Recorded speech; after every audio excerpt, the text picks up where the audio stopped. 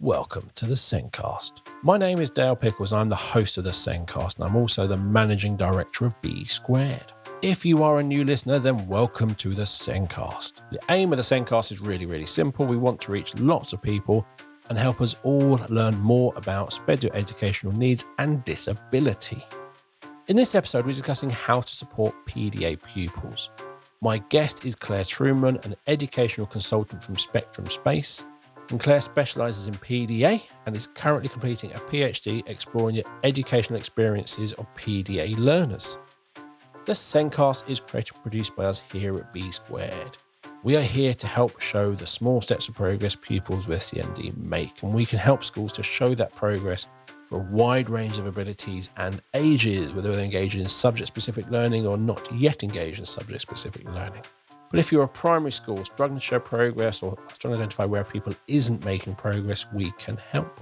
And did you know you can use B Squared's assessment software for more than just pupils with SEND? You can now assess all pupils in one system, saving you time, saving you money, and simplifying the whole assessment process.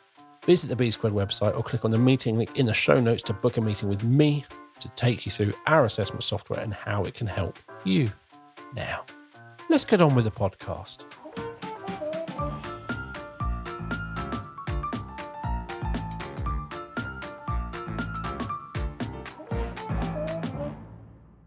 On this week's show, we're discussing supporting PDA pupils.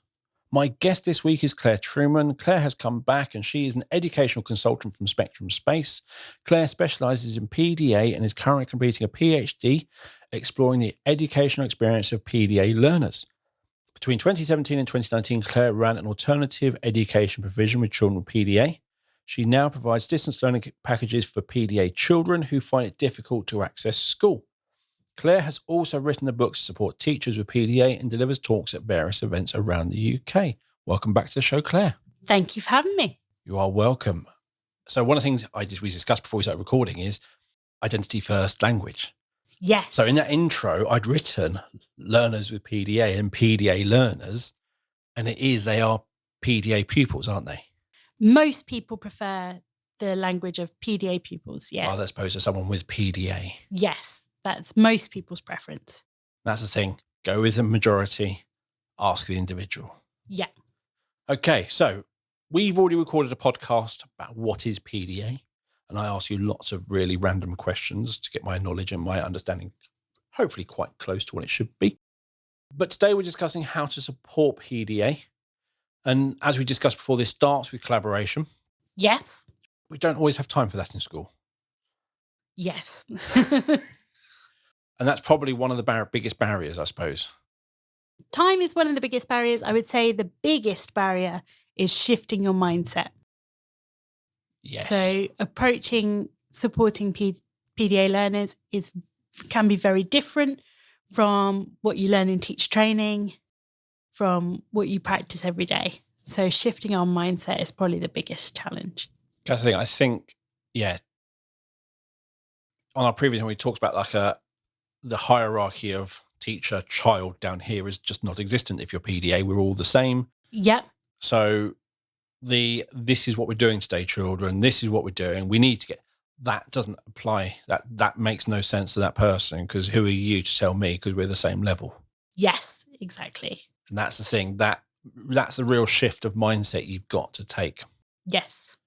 Cool. So I want to know to the number how many PDA children there are. No, you don't have to. I'm just joking. Realistically, kind of in a school, how many China children with PDA are we talking? I mean, it's not many. We don't have the stats is the problem, but there was an estimate that it was sort of 5 to 10% of autistic people have a PDA profile. Some estimates say 20% of autistic people have a PDA profile, but it really varies. The stats really vary. Cool. So in theory, so not many. In terms of diagnosed, they talk about in 1 in 100. Yeah. So if we then take another 20% of that, that's like 1 in 500. So you're going to have a couple in a big school. But if you're working in a specialist school, then you may have more autistic children in your school. So then you may have a higher number of PDA children in your school. Yes, definitely. So it's not many. But as soon as you have that child, you do really have to change your mindset. But probably, I would say, if you have that mindset more, you're probably easier to manage the class. But that's a whole other thing I won't get into. Let's focus on PDA for today. So supporting PDA has got to be collaborative. It's got to be collaborative. And what we mean by that is if you have a curriculum that you've got to work through, how do you make that collaborative? So you can work with the child to identify which goals they'd like to work on first. Yep. You can also collaborate on the content. So say you're working on capital letters and full stops. The rest of the class may be writing a report of the school football match to do that. And the PDA child may have no interest in football whatsoever. So they could write a Star Wars story, but they're working on their full stops and their capital letters the same as everyone else. Then my radical suggestion is, why are you getting the rest of the class to write about football in the first place? You could just offer everyone the Star Wars option. Because we have to do the topics everyone tells us to do. Oh. Yeah, sometimes it is because it's week 2 of the autumn term and we're on to football. Yes. That interesting thing. I was just literally again, we talked previously about if I give you a demand, that's one thing. If your phone gives you a demand, you kind of process it differently. Could be easier because it's come from a device. So is there a situation where rather that if I actually say this is what we've got to do and I give you on a piece of paper, is that easier to kind of process? It can be easier, but it's not easy. Yes. And we do get a lot of pieces of paper in a school day. So they can still quickly build up into demands. So there's probably more support that needs to go in addition to just writing it down. So I've done things before, like on the bottom of instruction sheets, I've put a little box that says you may have a better idea. And then someone can write their better idea in. I'm not promising that they'll be able to do their better idea, but the instruction sheet may give them step-by-step instructions for how to add using counters. And they may have a better idea of how they want to practice addition, and then we can collaborate and talk about whether their better idea would be fine. Yeah. That's the thing is, if you tell them you're only doing it this way, they're going to be more defined. But if you go, there's this way or choose your own way, then they're more likely to even choose the one you wanted them to because you've given them a choice. Yeah, they're going to be a lot less anxious. Yeah. That's the main thing. So if you're telling someone exactly how to do something and they have a PDA profile, they're going to be very anxious. Yeah. So you're always trying to reduce the anxiety. A nice byproduct of that is it often increases the work output, but that's a byproduct. The aim is to reduce anxiety. Yeah. And if we come back to anxiety, I know lots of schools with SEN, they may use visual timetables. Yes. So in my head, that is a really good resource for PDA. It is, but sometimes it needs tweaking. I love it's not a simple answer, is it? There's no simple answers with PDA. Sorry about that. I'm just making this podcast harder. Yes, I write something down and cross it out again. Write something down, cross it out again. It needs tweaking. So different ways I've done that. I had a visual timetable for the whole class above the whiteboard. And then one of my PDA students came into the class 5 minutes early before everyone else. And he had the same visual timetable printed out. Yep. And he would go through and he had a veto. So he would cross out things he didn't want to do and replace them with things from a pre-chosen list. So it wasn't replacing numeracy with going to Thorpe Park. It was a preset list of alternatives. Yeah. And he could replace what he'd vetoed with that. And then we moved on from there to him putting in regulating breaks. So he'd still do what was on the timetable, but he would put in his own regulating breaks. So there are different ways to do that. If you're working with someone who is using sort of now and next, so a whole visual timetable is too much, but they're on now and next, then again, you can turn that into a 2-choice board. So this is what we're doing now. What would you like to do next out of 2 choices? Or what would you like to do now out of 2 choices? What would you like to do next out of 2 choices? So with this child, we had a visual timetable and they had their own, they could veto it. How old was that child? That child was 13 when we were doing that. That's the thing. I'm literally going, there's a lot of work gone into that. And that's a very collaborative approach because you've literally got, here's a list of activities you could do that we're approving. And then you're having that bit and you've got to be able to manage, actually, this is what we need to do as a class, but you need to do something else. So it's got to fit in with what we're actually doing in terms of classroom management. So it can't be, while we're all having quiet reading, you can listen to loud music. Yeah, exactly. So there was some groundwork that needed to be done. But the groundwork saved us a lot of time in the long run. So I'm going to say this because it's nice, simple. That probably supporting PDA in a primary setting is probably easier because it's generally that teacher is with that child for an entire year. Yeah. And the parents come in generally in a mainstream primary. So there's a nice lot of communication going on with everyone involved. Yes. So with that, you can do a lot more of that collaborative. You've got more flexibility around those timetables and what you're doing. So instead of writing about the football, you can write about your Star Wars or whatever else. It's the underneath skills are important rather than the using the word football, various variations of football or passing and tackling and things like that. We're not really that interested in that vocabulary. It's growing your vocabulary is what we're really, all that sort of stuff. You can do it on a different topic. It's not going to break anything.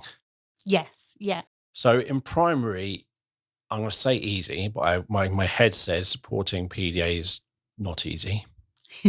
So, or even easier, but it's just not. I get that. But I think, how would you even attempt this in a mainstream secondary? Mainstream secondary is very challenging, but I think it can still be done. Well, I know it can still be done. It is helpful, but not essential for one-to-one support to be in place. But that's not always the case. That doesn't always happen. But if that can happen, that allows a lot more flexibility, because then the person who's supporting the learner one-to-one can do some of the adaptation for them. They can have an oversight of what needs to be covered and where there's flexibility. They become a very big buffer. Yeah. Here's all the information. Now it's up to you when to pass that on, in what way, and what to miss out, and what to add in instead. It's that's their role, I suppose. Yeah. And if someone needs to leave the classroom, it's safer to do that with an adult present. So that makes things a lot easier. But even where that's not possible or that's not the case, you need to, again, be putting in a lot of groundwork. But it is possible to teach the PDA child and young person that they can adapt their learning to suit them. Yeah. You have to get every teacher, this is the biggest challenge in secondary, you have to get every teacher that they're going to encounter to be on board with that approach. Yes. That's the biggest challenge. But if you teach the learner the difference between a learning objective and an activity, so a learning objective might be, and I can't think of any learning objectives, a learning objective might be multiplying and dividing decimals. That's a learning, to know how to do that is a learning objective.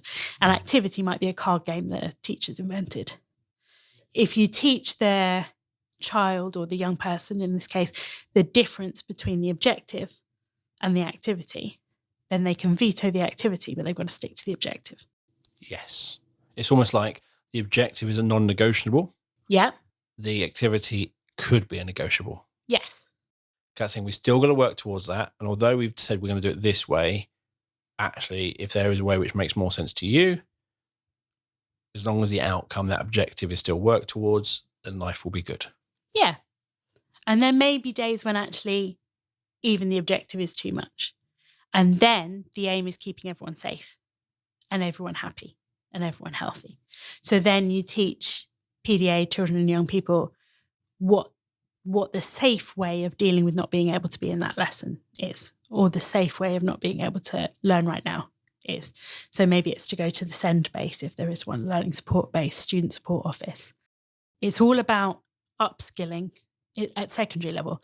It's all about upskilling the young person, so that they can meet their own needs. Yes. And I suppose, and I'm going to go for the more disruptive side of things, that, because you talked about the word safe, which is kind of in my head, that's where we're heading towards, is just more disruptive, is if that child has just gone, you know what, this is all too much, I can't cope with this. You can't just deal with that in that moment. As with everything, the groundwork has to be done first. Yes. So you have to go, and you can't even say, if you are, I'll say we're dysregulated, if you are struggling, you go here, because you've just put demand on them. Yeah. So that doesn't work. Yeah. You've got to give them choices. Yes. And that could be really hard for a school to facilitate. So you've Yeah. got to think about those options. And you might have that send resource base. Yeah. Yep. Or the inclusion, the support place, the pastoral centre. There could be 2 of those. That's fine. But if your next option is, the head of year because you like her, then that head of year cannot leave that office because they always need to be there. Yeah, so that's not a practical option. Great practical options are libraries because they tend to be, well, less so now, but they used to always be supervised, but not by anyone who's going to place demands on you. Yeah. So they're not supervised by a teacher who's got an agenda. They're supervised by a librarian who's keeping the place safe. Yeah. So libraries were great places as alternatives, places to learn. But the thing is thinking about it in advance because like you say, you can't say in that moment, go to the library. Because you've just put a demand on someone. And also recognising the signs sooner. So having a check-in system where you're checking, it's better to offer a choice at the beginning of the lesson of, are you feeling like you can stay in the classroom today or are you feeling like you'd rather work in the library? It's better to offer that at the beginning than to wait till someone's dysregulated and deal with it in that moment. Yes. I suppose another option is if they do have that one-on-one, in reality, they could go to much more places because that person will be with them. Yeah. That's that gives you a lot more options. And that means that for whatever reason, they don't want to go to that one, so they want to go over here. Again, you've got a couple of options. Yeah. But it's that thing of when it's all going wrong, the plan has to be there and that it has to be almost deep enough in that child that they can use that information when they are struggling with other things. Yes. And it has to have been honoured. It has to be honoured by everyone. Yes. Because sometimes I get sort of calls for help where someone's used their opt-out system and one teacher said, no, you're fine, you can stay.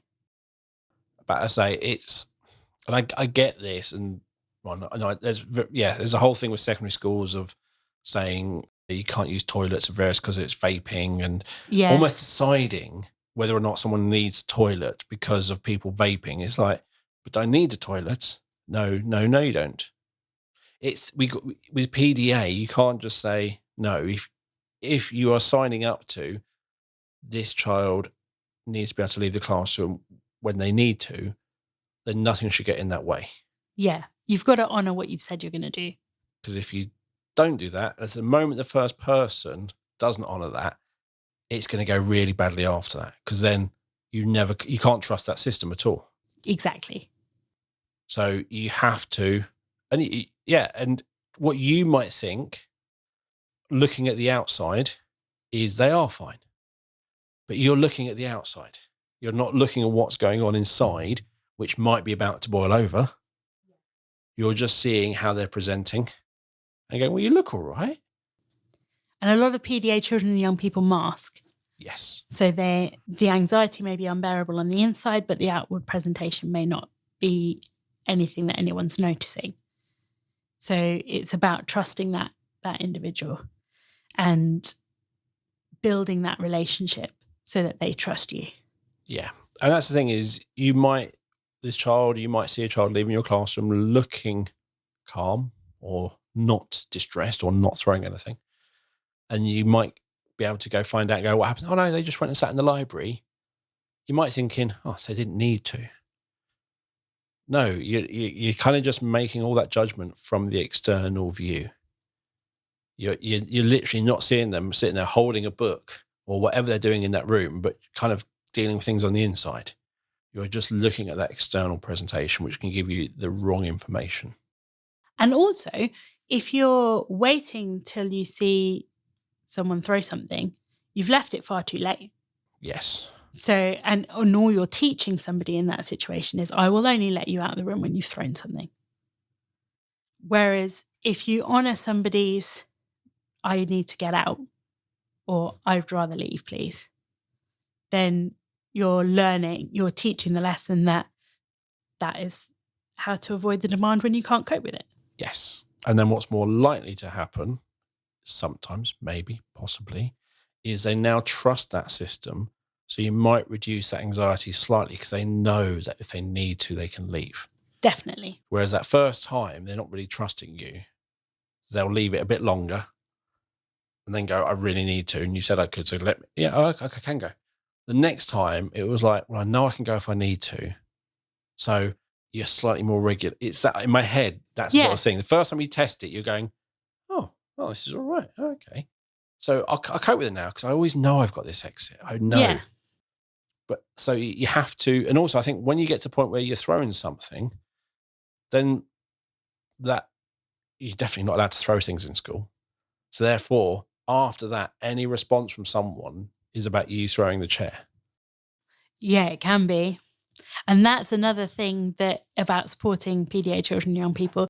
If you have left it too late and something has gone disastrously wrong and something unsafe has happened, then our temptation as teachers is to use that moment as a lesson for why you shouldn't throw things. And that is the worst thing you can possibly do. So in that moment is not a lesson learning moment for the child. That moment is a getting everything back to calm. And sometimes that can look very odd.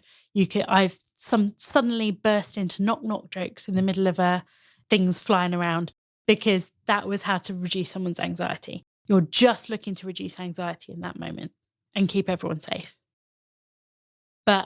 And then after that, when everything's calmed down, probably not on the same day, you have a problem-solving discussion about something unsafe happened yesterday.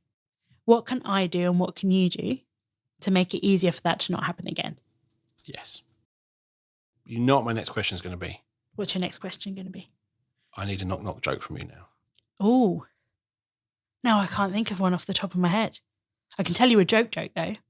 As long as it's clean-ish. What's the fastest cake in the world? Oh, it sounds like a really good dad joke. It is a dad joke. Don't know. Scone. I love this one. Knock. Who's there? Europe. You're a poo. No, you are. Very good. I love it. It's so simple. Anyway, I'll use that next time. Back to PDA because it works. It's just such a childish. That's a good thing about dad jokes, yeah? Dad jokes are non-offensive. Yeah. Yeah. So which means you can use them with any age. Yes. They're generally quite simple. Yes. And that's what I love about them. Yeah. I'm a bit like you. I will resort to humor. Yeah. In some moments, I literally go, I have no idea what to say. I can't improve the situation, but I can make you smile by saying a dad joke. Humour is a great way to reduce anxiety. It is. It really does help. Yeah. Lots of good. There's an Australian thing on YouTube called something about chocolate, which has got loads of really good dad jokes in. Okay. But anyway, I'm going to move off the dad jokes. My head now stuck in dad joke mode. I've got to get out of that. So, yeah, as you just said, in that moment, they are dysregulated. Yes. They are dysregulated. Nothing is going to go in. Absolutely nothing is going to go in. Even when they're regulated an hour later, they're still processing that dysregulated part type thing, aren't they? Yeah. So even then, an hour later, they're not ready. And nor are you. You're still processing too. Because you're probably not just ready. And you're either offended, you're upset, Yeah. You all have to be in the right place to have that conversation. And that's going to take some time. And you're going to need to prepare because you're going to need to have ideas for the problem solving. Yes. So that's going to take some time. And you might start going, well, I've got to tell him off for throwing that chair. And their response to me, but you did this and you said you wouldn't. And you've got to then think about how are you going to deal with that? You've got to think about going into that conversation. I might have caused this without knowing it. Yeah, you've got to be open to genuinely collaborating on making sure that doesn't happen again. And that's going to take a little bit of work from you, a little bit of work from them. Yes. And that thing is, it's that thing that I've done as a parent is realizing that what you think is happening and what they think is happening are vastly different. Yeah. And you thought everything was really fine. And I've had these conversations afterwards and I've gone, I had no idea you saw it that way. That's not my intention. But from my point of view, it's this. But that's the sort of thing. From my point of view, we should be able to do this. But you're saying we can't. And I can't just then dismiss them. Their reason is very valid. That's the thing. You can't just say, well, I did this because of this, and that's that. That's not collaborative. No. Because that's you putting you above them, whereas you and them are on the same level. Yeah. So if you said, I did this because of this, and they said, well, because of this, you did that, you're like, they're both valid, and you have to accept that. And you've got to sit there and go, okay, so I've got to change what I did slightly.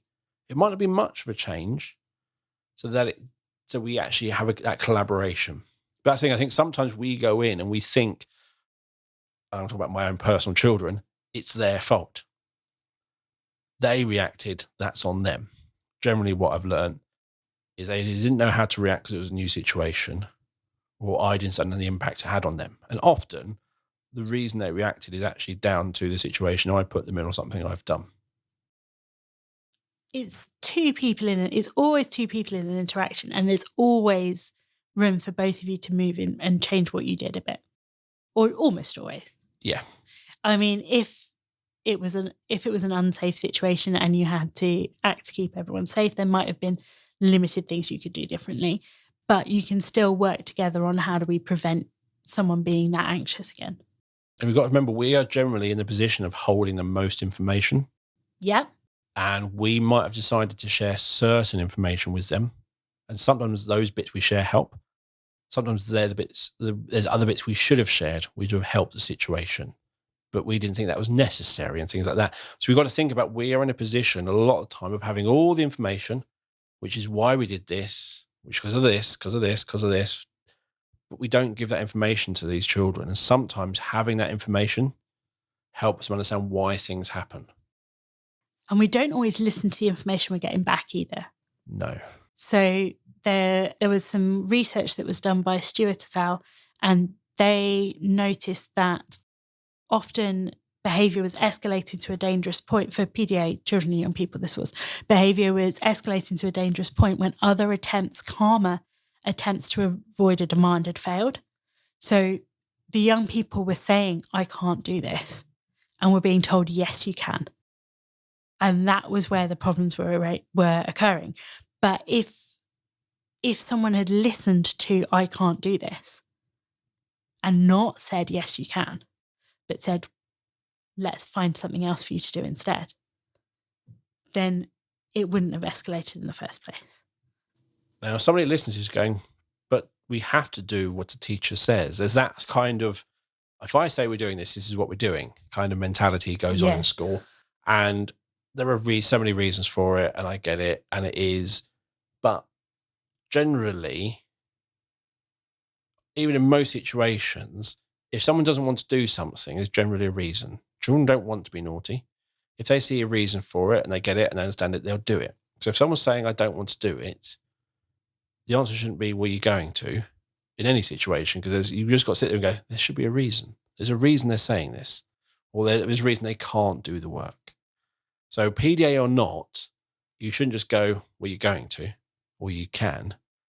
You've just got to take that step back first. And if that child is autistic, PDA, maybe not, you're not sure, just try something else would be a good starting point. It would, and particularly for PDA children and young people, where they don't get heard when they say, I can't, and often. And the anxiety is so great that advocating for themselves in that calm manner is what we want to see. And that gets undermined, and it frustrates me so much when I see that getting undermined and people saying, oh, just try it. Go on, do a little bit. But for so many children, and I literally think of like taking my daughter to a slide, and she's at the top of the I can't do it. It's like, I know you can. They won't. You end up fighting, you end up prizing their fingers off, and you shove them down the slide, and they get to the bottom and they loved it, and they go do it again and again. So for some children, it is, I'm not saying just force your children down slides, just to be very clear. It's just, as an example. But it is for certain children, you kind of know. I remember having a 20-minute battle with my daughter trying to get her to try tomato soup. And one of the things, I literally go, and I've drawn my line in my sand here, I've got to fight this one. She loved spaghetti and tomato sauce. So tomato soup, same colour, everything's basically, it's the sauce. No. 20 minutes, she finally had her first taste. 5 minutes later, the bowl was empty. You know, yeah, that's the thing, you know, and things like that. But that's not always the right thing. And for PDA, it's the opposite of the right thing. Exactly. It's interesting what you say there about you drew your line in the sand with your daughter in that situation. You want to avoid drawing any lines in sand. Unless it's a safety rule Yeah. or a legal rule, you want to avoid drawing a line in the sand. It's much better to keep things open. I like tomato soup. Do you fancy trying any rather than you will eat the tomato soup? My daughter just has a whole thing about trying things. And certain things, you I literally are going, they say pick your battles. Yeah. So that was one thing. And on this one, I've gone, no, I've picked this one. I've picked this one. It wasn't everything. I generally going, you know what? She eats jelly with a straw. It works. Fine. You do it that way. Generally, I don't care. But it's one I've literally gone, I've picked my battle now. And the I've tomato picked soup it. was it. And that was my tomato, and it was. And I look back and I'm going, but there's a whole trying food thing going on in my family, but that's lots of families have this. But it is doing that with PDA would be the polar opposite wrong thing to do. Yeah, you want to not be putting any lines in sand. Yes. And that's the thing is, this is again where if you're the primary setting and you do something, they say, I can't, and it goes negatively, you'll immediately, the next time you see something, you should be able to go, oh, okay, don't push this. Okay, I'll take a step back. But in secondary school, you've got so many teachers involved. It's hard to have that conversation. There's no real collaborative way that works well that teacher A can report something for child F. And then that child F's teachers see that and go, oh, okay. Because they don't have that time. The system's too complicated to create. It will take a lot of management, a lot of time. But if we did, the minute it goes wrong for teacher A, teacher B will go, okay, I'll step back today. But that doesn't happen. And then teacher B gets a child who's dysregulated coming in, and it can go worse. But nothing really happened in that lesson to kick it off. It's that's the thing. I think that's the thing which in secondary makes life really hard. Secondary is a lot logistically harder to meet people's needs, but we don't have a choice. We don't have a choice about meeting someone's needs. We have a duty to meet someone's needs. So we've got to find a system that works, and technology helps there. I mean, when I was teaching in mainstream secondary, I was able to jot a note on the software, the attendance software for the next teacher to say, so-and-so. I didn't teach any PDA children in that setting, but I was always jotting notes down. I've lent so-and-so a pen. Did you get many notes from other teachers? No. There we go. There are, there are just teachers who are just sharing information and putting it all out there. Sound like you were that person putting the notes in, but not everyone's there reading it.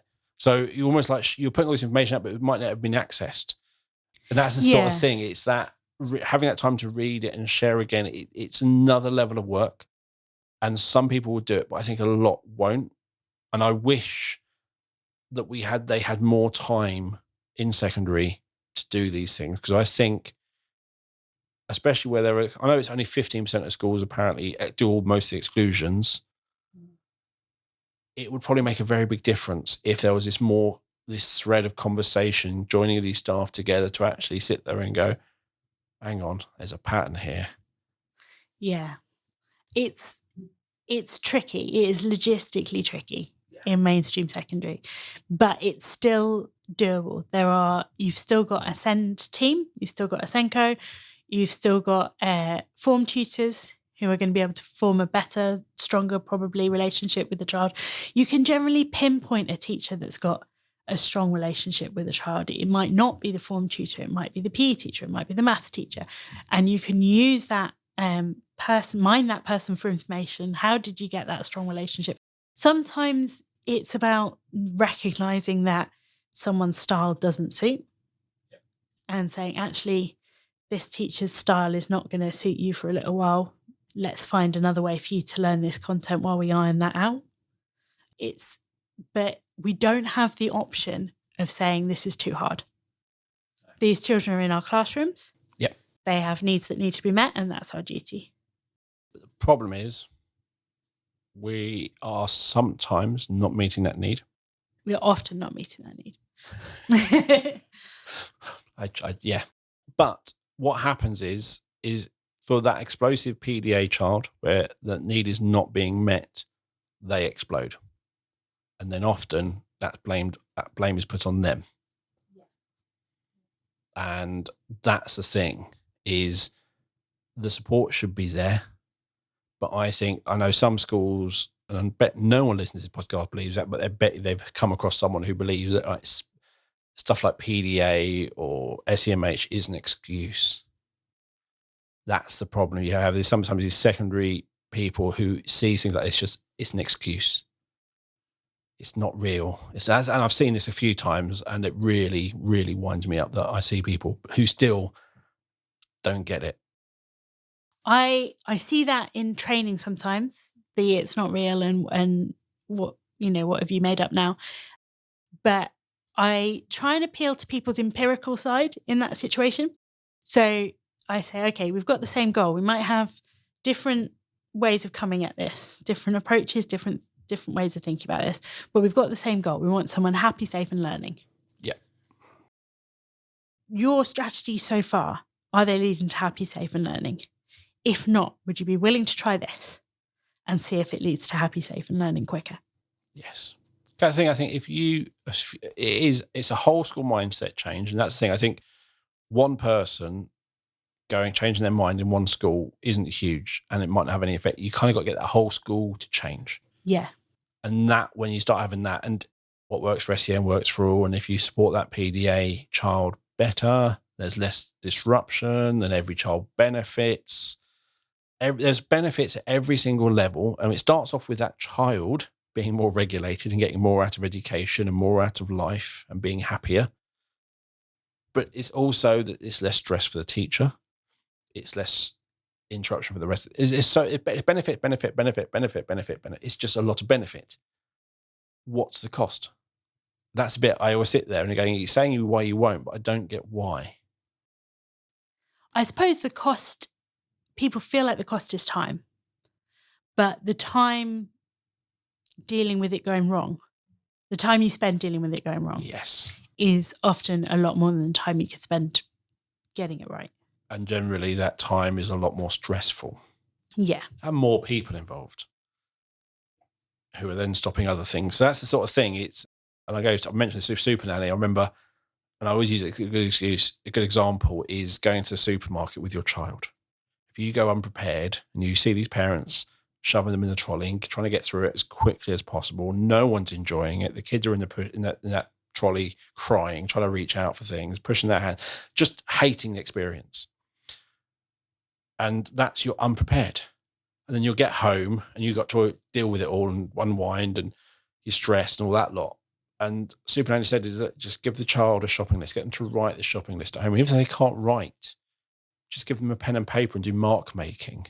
And remember that shopping list in your head. And as you walk around, go, oh, we need a cucumber. Can you remember what it looks like? And you let them go. And what you find, it takes you slightly longer. But now that child is not negative impact. It's not making you stressed. Then no one's dysregulated. It takes you slightly longer than if you'd ran around that shop. But the moment you walk out, you're now ready for the next thing. Yeah. Whereas if you didn't do that, you've got to go home and have a very big either cup of coffee or glass of wine and send their child to their room because they've just ruined your shopping trip. But to me, that is a really good anecdote for so much with our children and even adults, that actually you put that a little bit in at the beginning, all that collaboration at the beginning. What is it we actually need? And do that shopping list. It works. And it's time well spent, because if you're moving to a point, or you're aiming to move to a point where the young person is independently able to manage their own demand avoidance and meet their own needs. Yes. Because in adulthood, that's what they're going to be able to do. Our job is to prepare people for adulthood, and that's what they're going to need in adulthood. So actually, as you go through the school, the less time the teachers will need if you put in the groundwork at the beginning, Yes. the less time the teachers will need to manage that, because the young person will be doing that themselves. Yes. The young person will be saying, "Oh, hi, sir, I'm going to work in the library today. Can I take the work with me?" Rather than the teacher managing dysregulation in the classroom. Yes. And that is that personal advocacy. Yeah, building that up from early on, and you realise you can do it much earlier. Yeah. Going back to my shopping trip, is after you've got cucumber a few times, they're going to ask you, do we need cucumber? Yeah, they learn from things. So if they learn, actually, I didn't recognise this in myself, but you recognise it and we did this, I'll learn that and I'll recognise it myself, and I'll learn things which help me calm down, and I can then share that with others. Yeah. It's that sort of thing. It will build up over time. And if we give them that power and we respect that understanding, we all know that certain adults will just run out somewhere and have a smoke. Yeah. We know certain people who will have a glass of wine when they get home. Yes. It's not the best self-regulation, but it's part of that self-regulation for that person. Yeah. We know what helps us regulate. So we don't just get that at the age of 21 or something. We learn it as we grow up. We don't have access to alcohol and smoking at age 5, but we can learn things which help us calm down. Yeah. And it is giving them that, then respecting it. So when we've taught them this, then they're telling us this is what we need. We've got to respect it and honor it. Yes. You've got to honor the no thank you. Yes. Otherwise you're not allowing someone to meet their own needs. No. And you're going to be doing a lot of hard work. Yes. If you're not honoring that self-advocacy. So there's a lot of PDA children. Mm-hmm. And you sent me some stats saying 70% of children with PDA are not in school. Yes. So that came from a survey conducted by the PDA Society called Being Misunderstood. That was the report title. It was done in 2018, I believe. And they found that 70% of PDA children were either not on a school roll at all, or were on a school register, but were struggling to get in more often than not. And that is why when I said they sometimes don't meet the need, you change it to often. Often, 70% of the time. 70% is in the often zone, Yeah. Definitely, if not most zone. Yeah. So that's not a great stat. No. So it's showing us that people don't understand. They are not believing it. They're just naughty. They've still got that mindset. Yeah, it's showing us that. It's showing us that it goes against what we're taught to do as teachers. A lot of this way of working. I wouldn't have run my mainstream secondary class along PDA best practice before I'd heard of PDA. It goes against what we're taught about classroom management. It just takes a different way of thinking about it. And actually the system is set up in such a way that traditional strategies are considered to be the most effective. And the system doesn't lend itself to flipping our mindset. But actually, once we do, we get better results for everyone. Yes. And that's the thing, we do have a lot of ways of teaching which are based on education, where I would probably say most of the children are either picked to be in that classroom, some schools just choose not to admit children with special needs. Oh, I see what you mean. Yes, yeah. Those sorts of schools where this works perfectly here. This is what everyone should be doing. It's like, yes, if you have a selective pupil and you can do this, then maybe it does work. But that's not every classroom. Yeah. And you get what you get in a lot of schools. And you have to work with that. And some ways work well. And I think collaborative is a very respectful way of learning. And I look back, as I love doing about the podcast, I look back at some of the things my teachers did when I was at school. And I look back and going, that's what they were doing. I can reflect back and I see some of that collaborative stuff. I can see some of the things they did. And it's some of those bits I really recognize now as what they were doing. And that collaborative approach is the best, because there's a lot of respect both ways. Whereas I think when you're being maybe too authoritarian, the respect isn't there either way. It's done on fear. And if you are putting fear in someone, they're not going to like you. They're not going to respect you. But if you have respect for each other, you're going to get more done together. Definitely. And the world we're preparing children for is changing. So workplaces now are a lot more collaborative in many cases. There's flatter management structures. Yes. There's more people are working from home, so they're running their own day a bit more.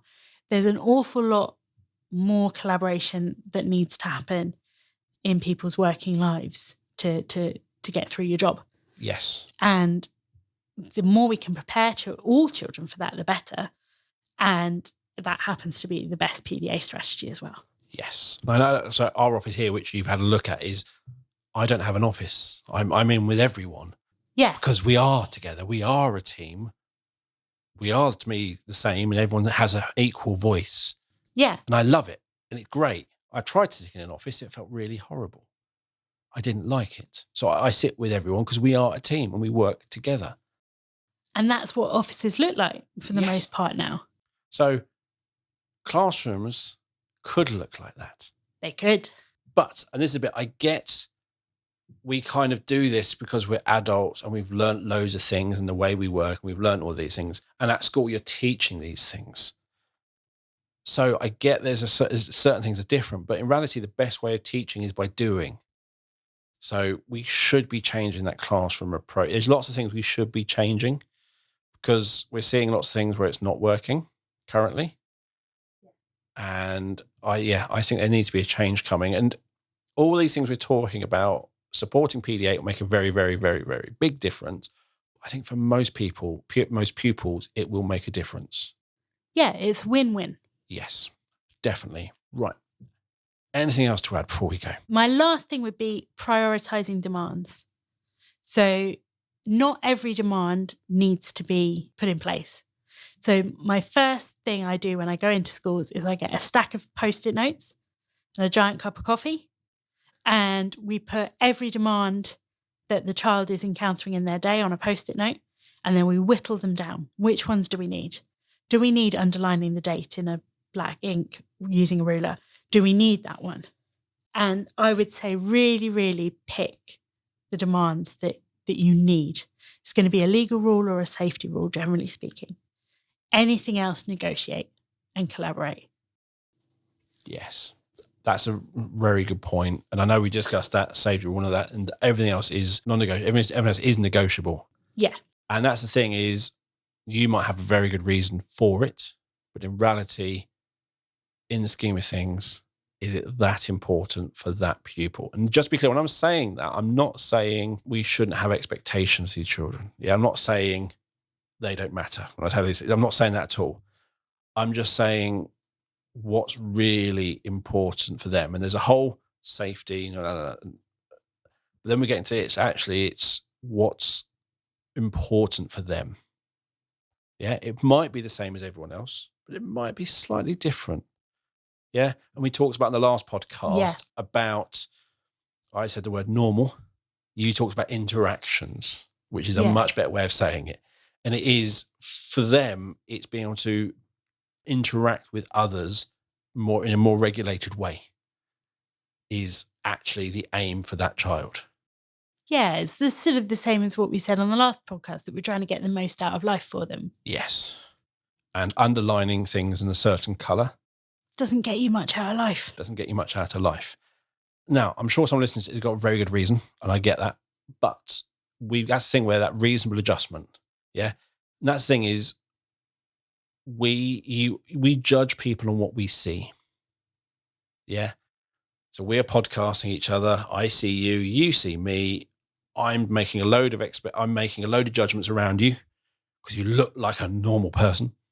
And you'll make a load of, I look like a normal person. But we know nothing about each other, but we've made a load of it. I presume you went to a primary school? I did. You went to a secondary school? I did. You've got a PhD, so you've got a degree and a master's. Yeah. So I'm making certain assumptions, but I have no idea what's going on in your head. I have no idea how any of easy or hard those things were for you. And the same here. I haven't got a degree. Just be clear, I haven't got a degree. But we make these assumptions, but we see the surface. And that's the thing is with this child, you might look at a child going, well, they're doing all right. You don't know how hard they are working to stand still. Yeah. And that's the important thing with stuff like PDA and autism. There's what you see with them masking, and then what's going on underneath to maintain that appearance of I'm okay. Can be a lot of work. Definitely. And that's where the listening is so important. Yes. Okay, right. So wrapping it up, I've got a load of links again from you. So I'll be sharing those. So thank you for coming on the show today. You're very welcome. Thank you for having me. Really, really enjoyed it. So you'll find the links and also ways of getting hold of Clare in the show notes. And as always, they're wherever you listen, or they're on our website, which is www.thesencast.com. If you listen on iTunes or Apple Podcasts, please leave a review, share it, give it a 5-star review, and let others know what you think. And if you are struggling to show progress, if your assessment process is overcomplicated, takes too long, or you just want to see what is available from us and why we do things the way we do things, have a look at the B Squared website or book a free online meeting with me so I can take you through our products. We have a huge range of assessment products to help all schools show small steps of progress people with SEND, but we also have new stuff for all pupils. So if you're a primary school in England who wants to use one assessment system for all pupils instead of multiple ones for different levels of pupils and things like that, get in contact. You can find out about our online training, our CPD, read our blog, watch our webinars. It is all on the B Squared website, and you'll find a link to the website and to book a meeting with me in the show notes. So thank you for listening. We'll be back next week with another episode of the Zencast. It's goodbye from me. And goodbye from me. Bye, everyone.